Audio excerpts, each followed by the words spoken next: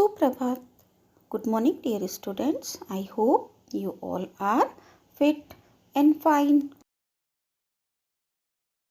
आज हम चित्र वर्णन और अपठित गद्यांश के बारे में जानकारी प्राप्त करेंगे और जानेंगे कि चित्र वर्णन कैसे किया जाता है और अपठित गद्यांश क्या होता है। चित्र वर्णन चित्र देखकर उसके बारे में विस्तार से बताना चित्र वर्णन कहलाता है। यानी आपको कोई भी एक चित्र दिया जाता है, आप उसे देखेंगे, ध्यान से देखेंगे और फिर विस्तार से उस चित्र के बारे में बताएंगे, उस चित्र का वर्णन करेंगे। राइट। चित्र वर्णन करते समय कुछ बातें ध्यान करने योग्य होती है। तो चित्र वर्णन के लिए ज़रूरी बातें वे कौन कौन सी ज़रूरी बातें हैं जो हमें चित्र वर्णन के समय ध्यान में रखनी होती है। चित्र में क्या क्या है उसे ध्यान से देखें। चित्र में चीज़ जैसी दिखती है उसके बारे में वैसा ही बताया जाता है। अब लिखें कैसे? जैसे हम सुनाते हैं, जैसे हम बोलते हैं, वैसे ही लिख भी सकते हैं। तो राइट, पहले आप चित्र को बहुत ध्यान से देखेंगे, बहुत बारीकी से देखेंगे, चित्र में क्या क्या चीज़ें दिखाई दे रही हैं, फिर उसके बारे में आप चित्र वर्णन करेंगे। बच्चों, चित्र वर्णन के द्वारा आपकी कल्पना शक्ति का विकास होता है, क्योंकि आप चीज़ों को बहुत ध्यान से देखते हैं और फिर उसका वर्णन करते हैं। तो आइए इस चित्र को देखते हैं और इसका वर्णन करते हैं। तो सबसे पहले ये किसका चित्र है? राइट, ये होली का चित्र है, होली के त्योहार का चित्र है। अब इसमें क्या क्या दिखाई दे रहा है उसे आप ध्यानपूर्वक देखेंगे।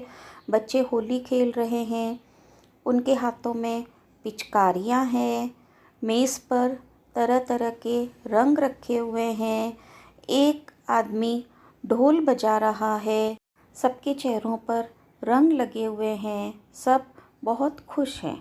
तो देखा बच्चों, आपने इस चित्र को देखकर कितने सारे वाक्य बन गए। तो इस तरह आपको जो भी चित्र दिया जाता है आप उसे ध्यान से देखेंगे और फिर उसका वर्णन करेंगे। राइट। आइए अब जानते हैं अपठित गद्यांश क्या होता है। अपठित गद्यांश किसे कहते हैं? अपठित यानी जिसे पहले ना पढ़ा हो।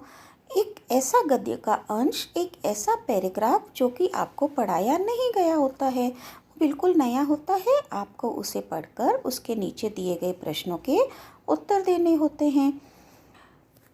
अपठित गद्यांश हल कैसे करें?